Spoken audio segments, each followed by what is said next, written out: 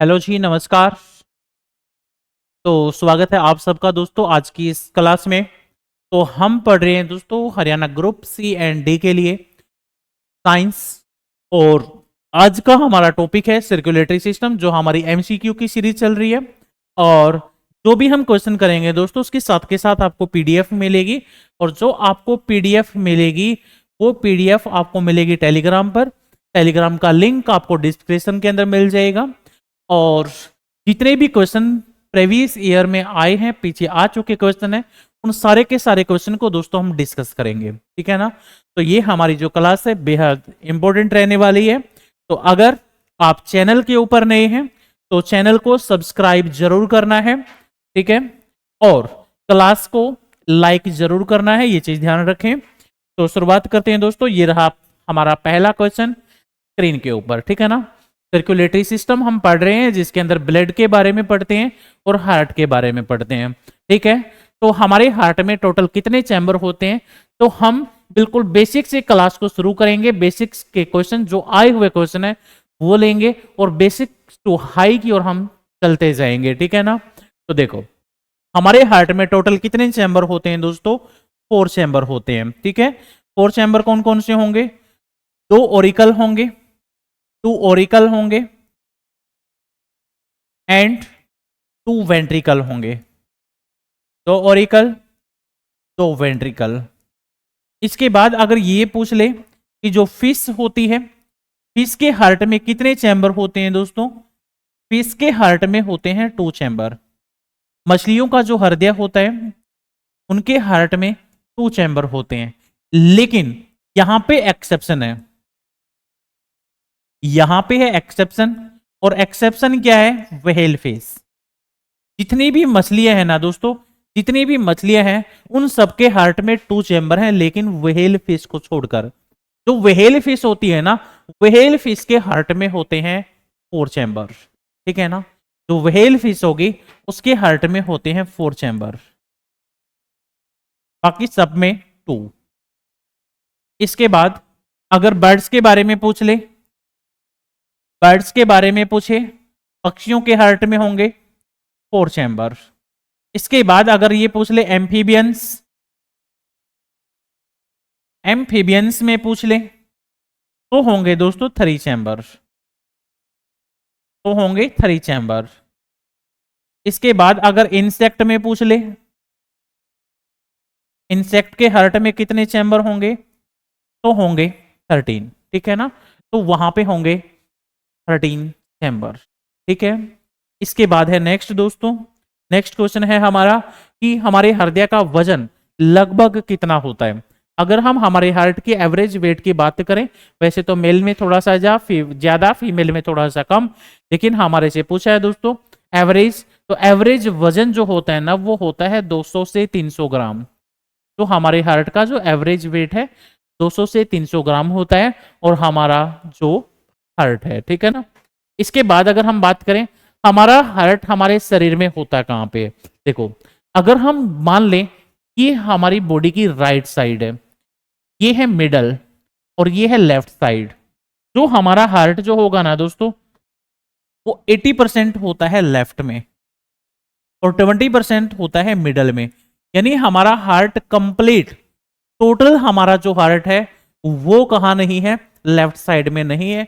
तो हमारा right answer होगा मध्य में, थोड़ा बाईं और slightly left of the centre.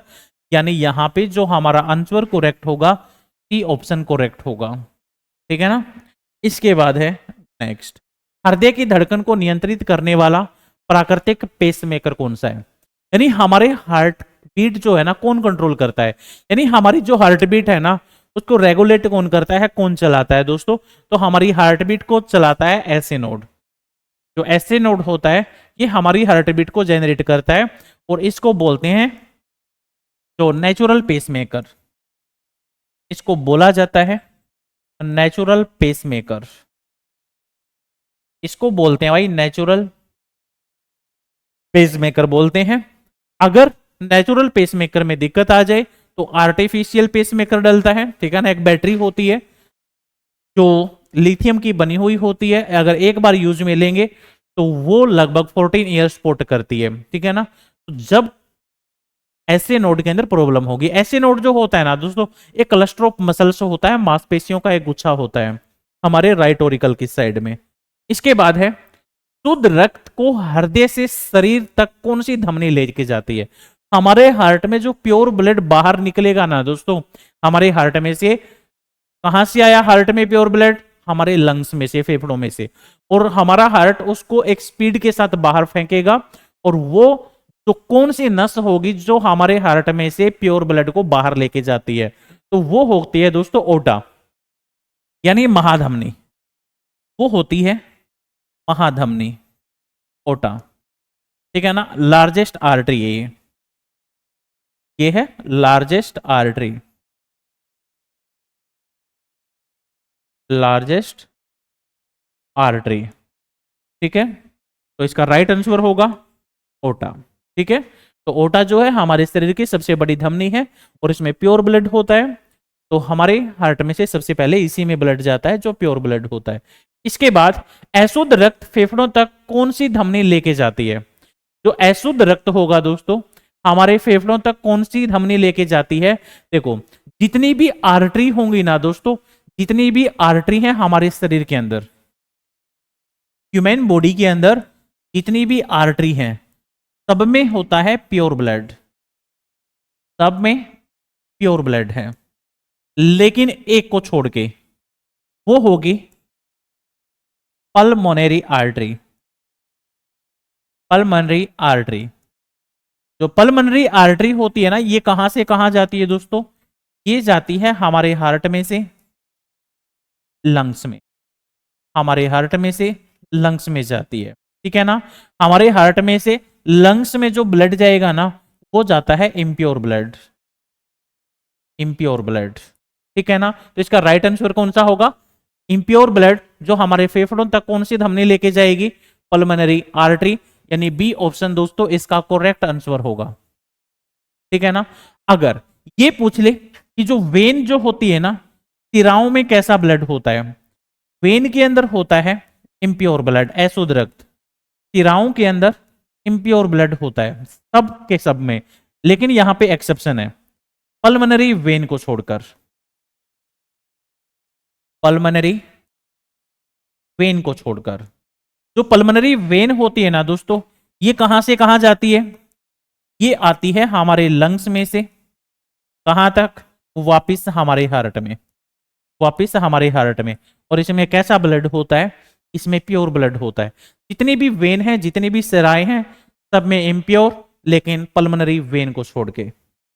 इसके बाद है नेक्स्ट, लाल रक्त जो आरबीसी का जीवन काल कितना होता है? आरबीसी की लाइफ होती है दोस्तों कितनी? आरबीसी की लाइफ होती है लगभग 120 डेज, 120 दिन। 120 दिन के बाद जो आरबीसी होंगी ना, 120 दिन के बाद आरबीसी को हम बोलेंगे डेड आरबीसी, डेड आरबीसी। जो डेड आरबीसी यानी 120 दिन की इसकी लाइफ होती है। डेड आरबीसी जो है 120 दिन के बाद कहां पे जाती है? स्प्लीन के अंदर, स्प्लीन के अंदर जाती है। ठीक है ना, तो मरने के बाद इंसान या तो शमशान घाट जाएगा या कब्रिस्तान जाएगा। तो आरबीसी मरने के बाद कहां पे गई है दोस्तों? स्प्लीन के अंदर। इसीलिए स्प्लीन को बोला जाता है ग्रेवयार्ड ऑफ आरबीसी, यानी आरबीसी की कब्र बोला जाता है इसको, इसको बोला जाता है आरबीसी की कब्र। ठीक है ना, स्प्लीन को।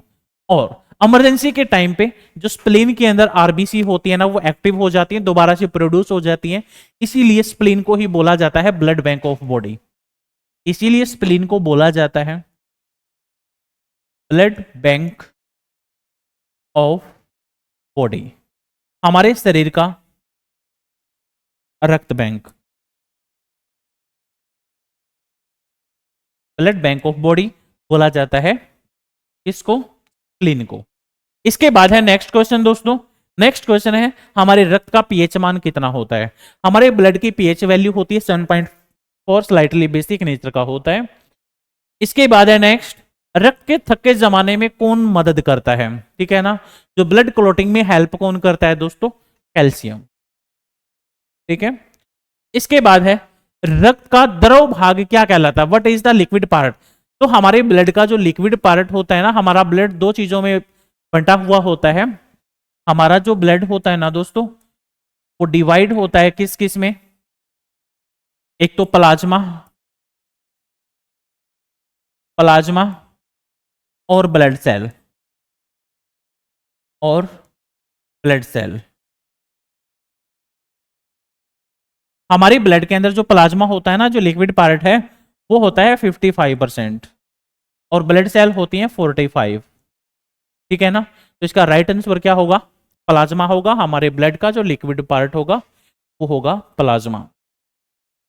इसके बाद है प्लेटलेट्स का काम क्या होता है? प्लेटलेट्स दोस्तों हमारे शरीर में जब हमारा खून बहता है, चोट लग जाती है, रक्त के थक्के बनाती है, ब्लड क्लोटिंग में हेल्प करती है। ठीक है ना? ब्लड क्लोटिंग में हेल्प करती है। तो सी ऑप्शन इसका करेक्ट होगा। ठीक है ना? तो इसके बाद है नेक्स्ट, श्वेत रक्त जो कण होते हैं डब्ल्यूबीसी, किससे रक्षा करते हैं? तो जो डब्ल्यूबीसी होती है दोस्तों, हमारे शरीर का सोल्जर यानी सैनिक भी कहते हैं हम डब्ल्यूबीसी को, ये हमारे को बचाती है इन्फेक्शन से। ये हमारे शरीर को इम्यूनिटी प्रोवाइड करवाती है। ठीक है ना? हमारे शरीर की बीमारियों से रक्षा करती है जो डब्ल्यूबीसी होती हैं, और ये 5 प्रकार की होती हैं। ठीक है ना? और डब्ल्यूबीसी अगर हमारे शरीर में ज्यादा हो जाए ना, तो बीमारी हो जाती है दोस्तों ल्यूकेमिया। डब्ल्यूबीसी अगर लिख देते हैं, अगर डब्ल्यूबीसी अगर ज्यादा हो जाए तो बीमारी होती है ल्यूकेमिया। और जो ल्यूकेमिया होता है ना दोस्तों, ये ब्लड कैंसर का दूसरा नाम है। ल्यूकेमिया ब्लड कैंसर को ही बोला जाता है। अगर हमारे शरीर में डब्ल्यूबीसी कम हो जाए, यानी इम्यूनिटी वीक हो जाएगी, रोगों से लड़ने की क्षमता कम हो जाएगी, तो कौन सी बीमारी होगी? ल्यूकोपीनिया। उसको बोलेंगे भाई ल्यूकोपीनिया। ठीक है ना? इसको बोला जाता है क्या? ल्यूकोपीनिया। इसके बाद है नेक्स्ट क्वेश्चन हमारा, हमारे शरीर में रक्त की मात्रा कितनी होती है? हमारे शरीर में दोस्तों ब्लड जो होता है ना, वो होता है 5 से 6 लीटर। हमारे शरीर में रक्त की जो मात्रा है ना, वो क्या होती है? 5 से 6 लीटर। और टोटल हमारे शरीर का जो वजन है ना, हमारे टोटल जो बॉडी का वेट होता है, उसका लगभग 7% होता है।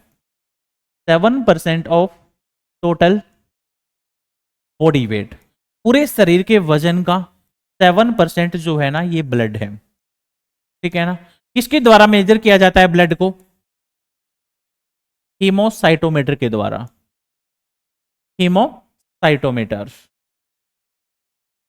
के द्वारा मापा जाता है ब्लड को। ठीक है ना? अगर स्टडी ऑफ ब्लड पूछ ले, स्टडी ऑफ ब्लड क्या होगा? वो होगा दोस्तों haematology. Study of blood, haematology. इसके बाद है नेक्स्ट, हृदय की धड़कन की सामान्य दर कितनी होती है? यानी हम 1 मिनट में कितनी बार सांस लेते हैं, सॉरी हमारा दिल धड़कता है, तो वो होता है दोस्तों लगभग 60 से 80 के बीच में। 60 और 80 के बीच में। ठीक है ना? हृदय की धड़कन यानी हार्ट बीट जो होती है ना, वो कितनी होती है 1 मिनट में? हम बोलते हैं कि 72 टाइम्स पर मिनट, लेकिन 72 इसमें ऑप्शन में नहीं है, तो ऑप्शन में 60 से 80 है। बी ऑप्शन करेक्ट हो जाएगा। कौन सी सिरा सबसे बड़ी सिरा है? सबसे बड़ी सिरा कौन सी है दोस्तों? Inferior vena cava. ठीक है ना? दो होती है, inferior and superior vena cava, जो हमारे हार्ट में ब्लड लेके आती है इम्प्योर, और इनमें इंफीरियर सबसे बड़ी है। इसके बाद है नेक्स्ट, हृदय की मांसपेशी को क्या बोलते हैं? पेरिकार्डियम। हार्ट मसल्स को क्या बोलेंगे दोस्तों? पेरिकार्डियम बोलेंगे। इसके बाद है मानव में जो है ना, हमारे शरीर में डबल सर्कुलेशन होता है। ठीक है ना? ऐसा क्यों बोला जाता है? हमारे शरीर में दोस्तों डबल सर्कुलेशन होता है, ऐसा इसलिए बोला जाता है क्योंकि हमारे हार्ट में है ना 2 बार ब्लड एंटर करता है। ठीक है ना? 2 बार ब्लड का सर्कुलेशन होता है हमारे हार्ट में। ठीक है ना? रक्त 2 बार हृदय से गुजरता है, बिल्कुल राइट आंसर है बी ऑप्शन। इसीलिए बोला जाता है डबल सर्कुलेशन। जितने भी क्वेश्चन हम पढ़ रहे हैं ना दोस्तों, ये सारे के सारे प्रीवियस ईयर क्वेश्चन है। ठीक है ना? तो साथ के साथ चैनल को जरूर सब्सक्राइब करना है और क्लास को लाइक जरूर करना है। और टेलीग्राम का लिंक आपको मिल जाएगा डिस्क्रिप्शन के अंदर। इसके बाद है रक्त समूह की खोज किसने की? तो रक्त समूह की खोज की दोस्तों कार्ल लैंडस्टीनर ने। रक्त समूह की खोज कार्ल लैंडस्टीनर ने 1901 में। ठीक है? इसके बाद अगर हम बात करें नेक्स्ट, कौन सा रक्त समूह सर्वदाता है, तो एक बार देख ही लेते हैं तो कौन किसको डोनेट करता है, ठीक है ना। हमारा ब्लड ग्रुप है दोस्तों ओ, ए, बी और ए बी। ओ वाला किसको ब्लड डोनेट करता है, ओ वाला दोस्तों डोनेट करेगा सबको, ठीक है ना। ए वाला किसको डोनेट करेगा, ए को और ए बी को। अगर जो बी वाला होगा, बी वाला अपना रक्त किसको दान करेगा, बी को और ए बी को। इसके बाद ए बी किसको, सिर्फ और सिर्फ ए बी को डोनेट करता है, ठीक है ना। ओ सबको डोनेट कर रहा है तो ये हो गया यूनिवर्सल डोनर ब्लड ग्रुप, ठीक है ना। अब देखो जो ले किससे सकता है, ओ ब्लड लेगा किससे, सिर्फ और सिर्फ ओ से ले सकता है। दान डोनेट सबको कर सकता है लेकिन लेगा ओ से। ए वाला ए को और ए बी को डोनेट कर सकता है, अगर इसको जरूरत पड़ जाए तो ये लेगा किससे, ये ले सकता है भाई ए से और ओ से। बी वाला बी को और ए बी को दान कर सकता है, अगर इसको जरूरत है तो ये बी से और ओ से ले सकता है। ए बी वाला ए बी को दे सकता है लेकिन ले सकता है ये सबसे, इसीलिए ये हो गया यूनिवर्सल एक्सेप्टर ब्लड ग्रुप, यानी सर्वग्राही रक्त समूह, ठीक है ना, ए बी।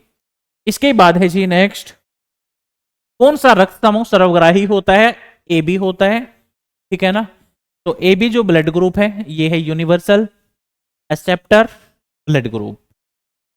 इसके बाद है नेक्स्ट, फेफड़ों में शुद्ध रक्त हृदय में कौन सी सिरा लाती है, फेफड़ों से शुद्ध रक्त, हमारे फेफड़ों से जो प्योर ब्लड है ना हमारे हार्ट में आएगा दोस्तों, दोबारा वो कौन सी नस लेके आएगी, पल्मोनरी वेन, ये हम पढ़ चुके हैं।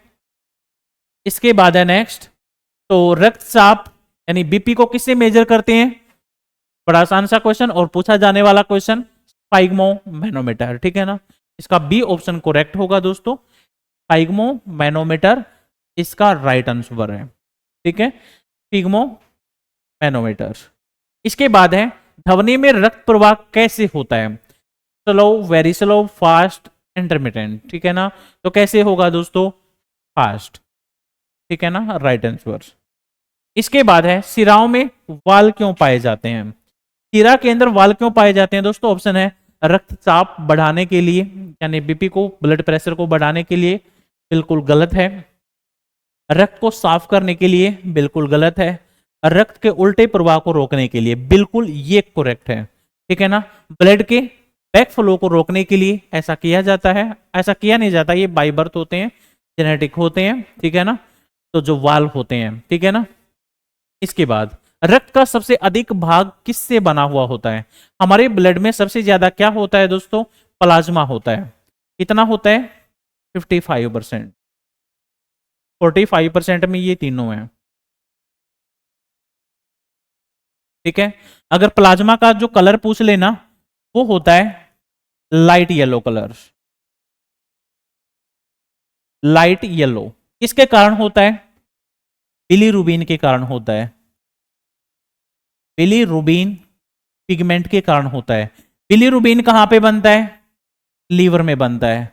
अगर कभी भी लीवर के अंदर बिलीरुबिन बढ़ेगा ना दोस्तों तो बीमारी हो जाएगी पीलिया, ठीक है ना, हेपेटाइटिस हो जाएगा, ठीक है ना। बिलीरुबिन कैसा कलर देता है, येलो कलर, और पीलिया के अंदर भी स्किन कैसी हो जाती है, येलो, हीमोग्लोबिन घट जाएगा, बिलीरुबिन बढ़ जाएगा।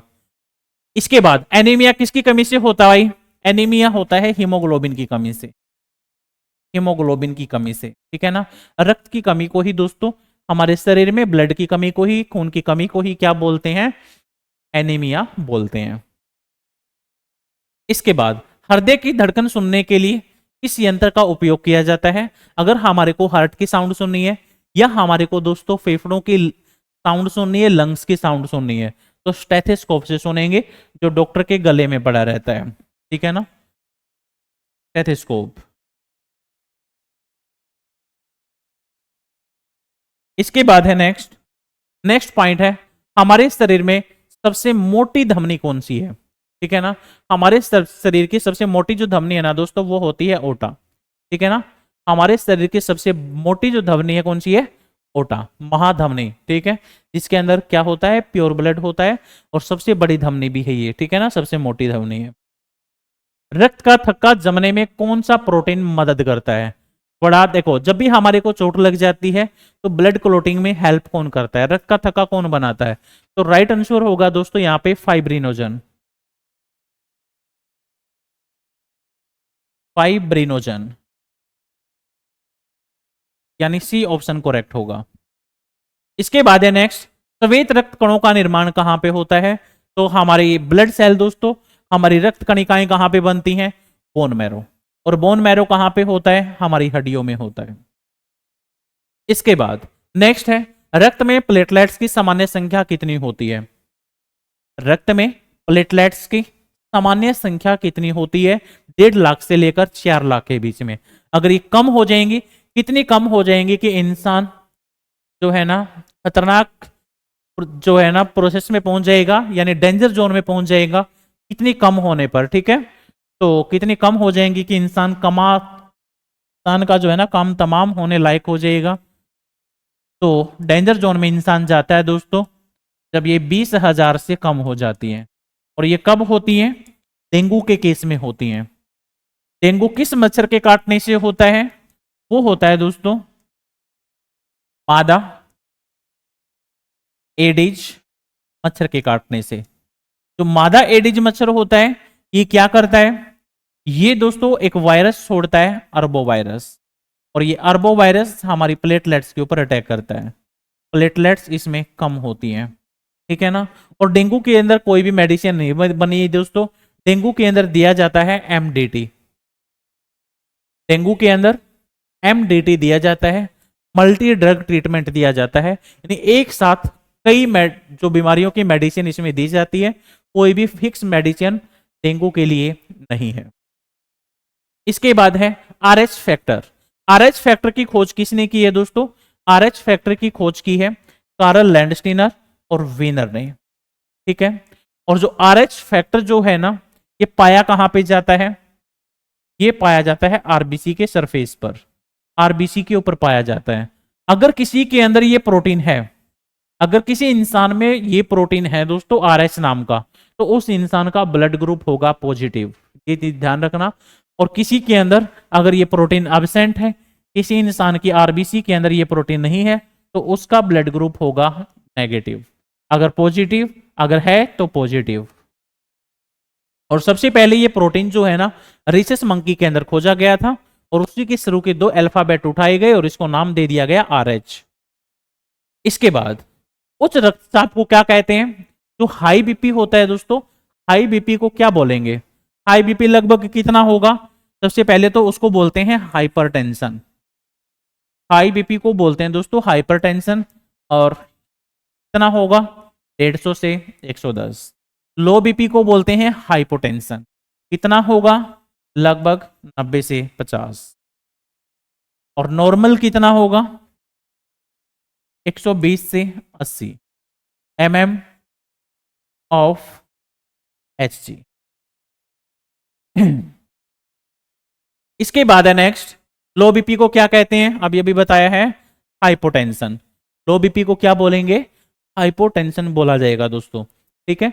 जितने भी क्वेश्चन है सारे के सारे इंपॉर्टेंट और आए हुए प्रीवियस ईयर क्वेश्चन हम पढ़ रहे हैं। इसके बाद है study of blood haematology. Blood की स्टडी को क्या बोलेंगे? हेमेटोलॉजी। कार्डियोलॉजी किसको बोलते हैं? हार्ट की स्टडी को बोलते हैं। इसके बाद मानव हृदय का आविष्कार, यानी जो ब्लड सर्कुलेशन होता है ना, रक्त परिसंचरण तंत्र के बारे में बताया किसने? फादर ऑफ ब्लड सर्कुलेशन है दोस्तों विलियम हार्वे, यानी बी ऑप्शन करेक्ट होगा। इसके बाद है नेक्स्ट, जो हमारा हार्ट है, हमारे हार्ट के राइट साइड कैसा ब्लड होता है? हमारे हार्ट के राइट साइड होता है दोस्तों राइट ओरिकल, राइट वेंट्रिकल। तो उनमें जो ब्लड है जो वो होता है डीऑक्सीजनेटेड, यानी इम्प्योर ब्लड, अशुद्ध रक्त होता है जिसमें CO2 ज्यादा होती है। रक्त का थक्का बनने की प्रोसेस को क्या बोलते हैं? स्कंदन, यानी कोएगुलेशन। इसके बाद है नेक्स्ट, मानव शरीर में लिम्फ का रंग कैसा होता है? कलरलेस होता है दोस्तों। कैसा होता है? कलरलेस होगा। हमारे शरीर में जो लिम्फ होता है, तो हमारे ब्लड में से अगर प्रोटीन को निकाल दें तो प्रोसेस बचेगी, वो बचेगी लिम्फ, तो उसका कलर कैसा बच जाएगा? कलरलेस। हृदय की धड़कन का ग्राफ किसको कौन सा होता है? तो ECG होता है जी। बड़ा आसान सा क्वेश्चन है। इसके बाद रक्त में ग्लूकोज का सामान्य स्तर कितना होता है? तो हमारे ब्लड के अंदर शुगर का अमाउंट कितना होता है दोस्तों? 70 और 110 के बीच में, ठीक है ना, ये नॉर्मल है। इसके बाद रक्त का कौन सा घटक प्रतिरक्षा प्रदान करता है, यानी हमारे शरीर को इम्यूनिटी कौन प्रोवाइड करवाता है? तो हमारे शरीर को दोस्तों इम्यूनिटी प्रोवाइड करवाता है कौन? WBC, ठीक है ना। इसको हमारे शरीर का सोल्जर यानी सैनिक भी कहा जाता है। इसके बाद हृदय का संकुचन, दो प्रोसेस होती हैं दोस्तों और बड़ी इंपॉर्टेंट है, वो चीज देखो। देखो, एक तो होता है contraction of heart,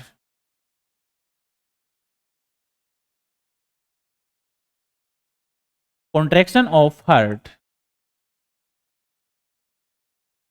contraction of जो हार्ट है ना, कॉन्ट्रैक्शन ऑफ जो हार्ट है वो होता है सिस्टोल, कॉन्ट्रैक्शन ऑफ जो हार्ट है वो होता है सिस्टोल। और एक होता है रिलैक्सेशन ऑफ हार्ट,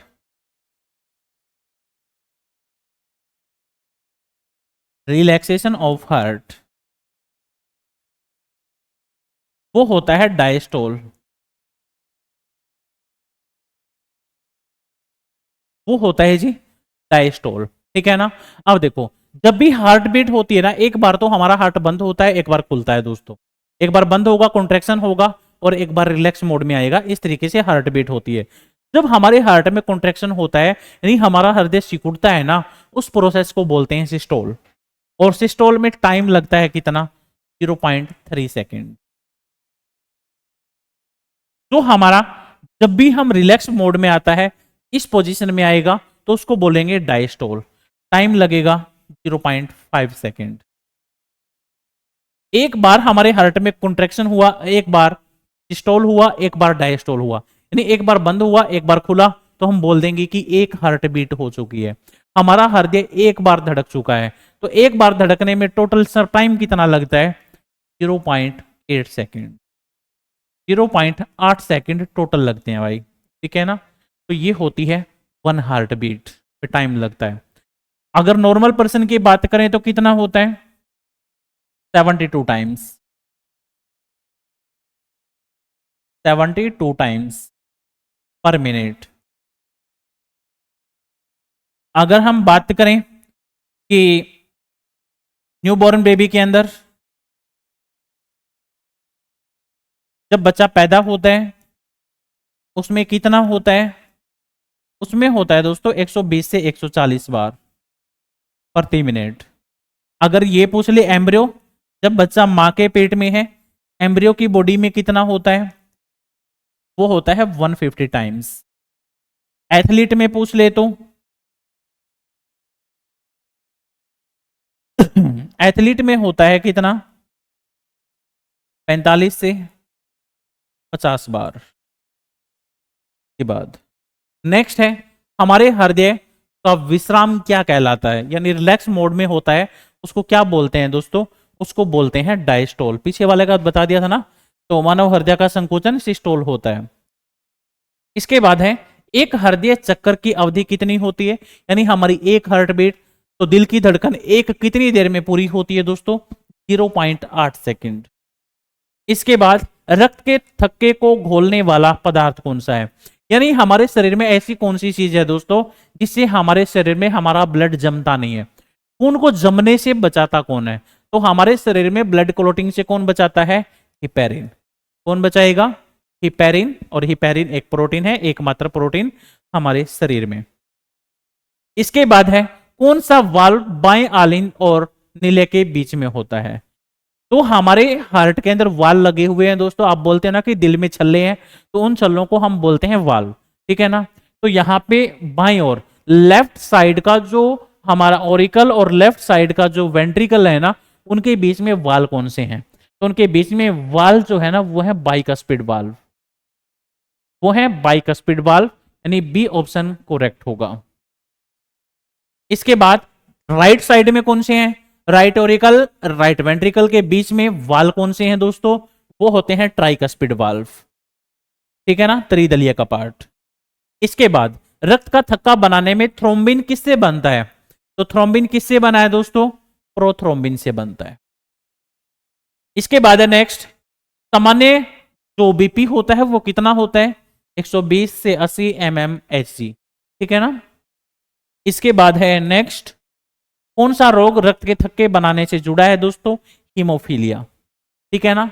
तो हीमोफीलिया जो बीमारी होती है ना, इसको रॉयल डिजीज भी बोला जाता है, ठीक है ना। क्यों, क्योंकि इसको शाही बीमारी इसलिए बोलते हैं क्योंकि ये सबसे पहले बीमारी ब्रिटेन की महारानी को हुई थी, इसको रॉयल डिजीज बोला जाता है, ठीक है ना। और क्रिसमस फैक्टर भी इसको बोलते हैं, क्यों बोलते हैं, क्योंकि क्रिसमस डे के दिन इसकी पहचान हुई थी।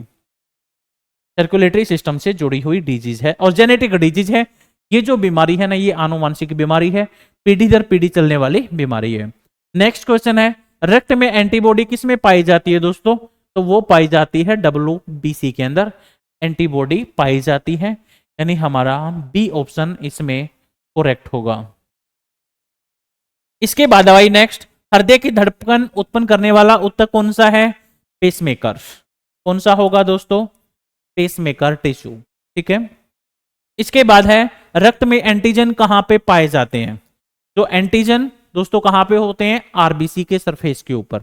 जो एंटीजन यानी जो प्रतिजन होते हैं वो पाए जाते हैं आरबीसी सरफेस के ऊपर, यानी सी ऑप्शन करेक्ट होगा। इसके बाद है, कौन सा रोग श्वेत रक्त कणिकाओं की असामान्य वृद्धि से होगा, यानी हमारे अभी जिक्र किया था शुरुआत में कि ऐसी कौन सी बीमारी है जब WBC बढ़ जाएंगी तो हो जाती है, तो वो होता है दोस्तों ल्यूकेमिया। और ल्यूकेमिया किसका नाम है, ल्यूकेमिया बोलते हैं किसको, ब्लड कैंसर को। ल्यूकेमिया किसको बोलते हैं, ब्लड कैंसर का ही दूसरा नाम है। इसके बाद है नेक्स्ट, एबीओ ब्लड ग्रुप की खोज किस वर्ष हुई थी दोस्तों, शुरू में ही की है, बताया था आपको, कार्ल लैंडस्टीनर ने बताया था 1900 में, बी ऑप्शन करेक्ट होगा।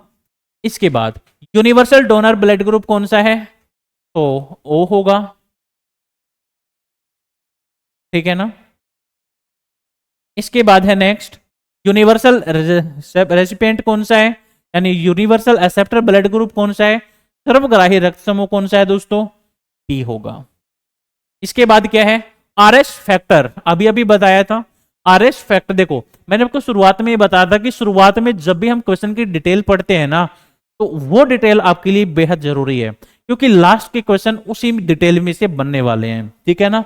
तो आरएच फैक्टर रीसेस से, रीसेस जो है ना दोस्तों, रीसेस जो मंकी है, इसके शुरू के 2 अल्फाबेट को उठाया गया आर और एच, और नाम दे दिया गया उसको आरएच फैक्टर, ठीक है ना।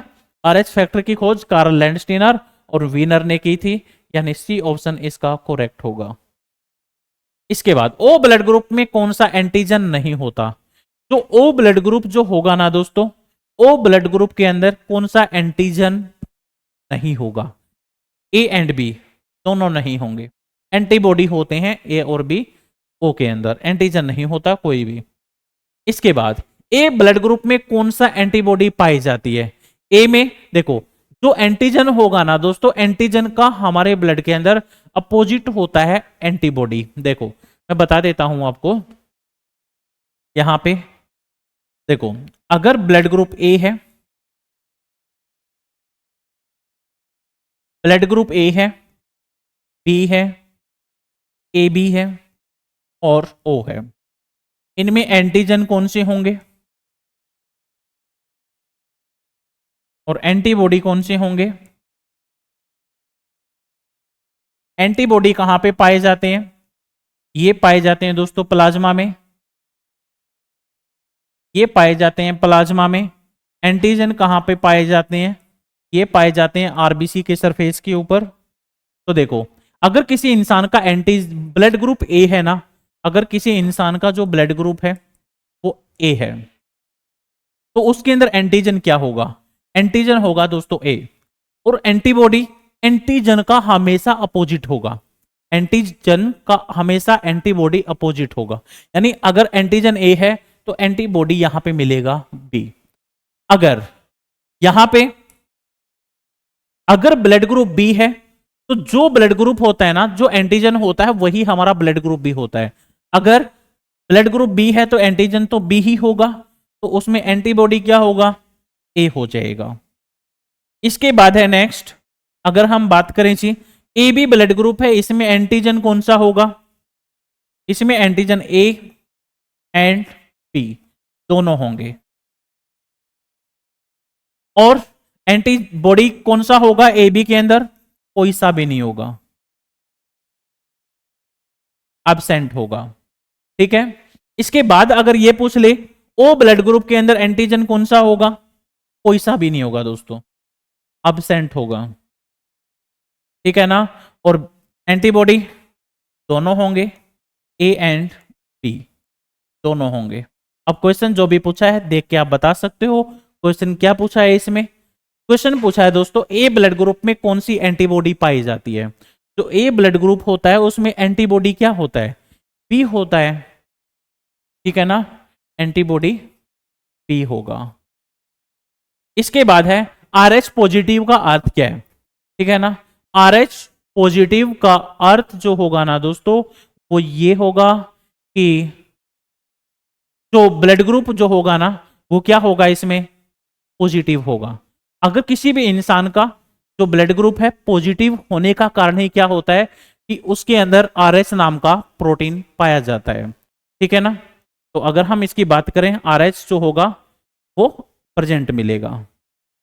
इसके बाद है नेक्स्ट, नवजात शिशु में इरिथ्रोब्लास्टोसिस फैटालिस किससे होता है? ठीक है ना?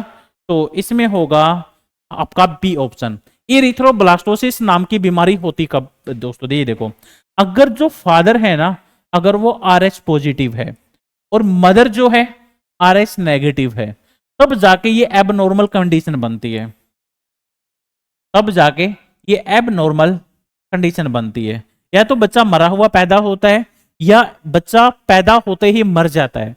और ये कंडीशन फर्स्ट बेबी के केस में नहीं होती, ये होती है सेकंड बेबी के केस में। लेकिन आज के टाइम पे अल्ट्रासाउंड जैसी सुविधाएं चली हुई हैं जिनकी वजह से ये कंडीशन नहीं होती है, पहले ही पता चल जाता है, तो पहले ही इंजेक्शन दे दिया जाता है माँ को। ठीक है ना? तो ये कंडीशन अब नहीं है, लेकिन ये आर एच के अंदर प्रॉब्लम होने से डिजीज होती थी। आर एच पॉजिटिव फादर और आर एच नेगेटिव मदर है तो दिक्कत होती है।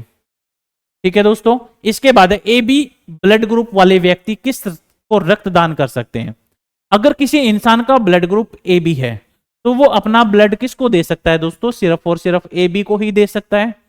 यूनिवर्सल एक्सेप्टर ब्लड ग्रुप है ए बी, लेकिन ये दान कर सकता है सिर्फ ए बी को।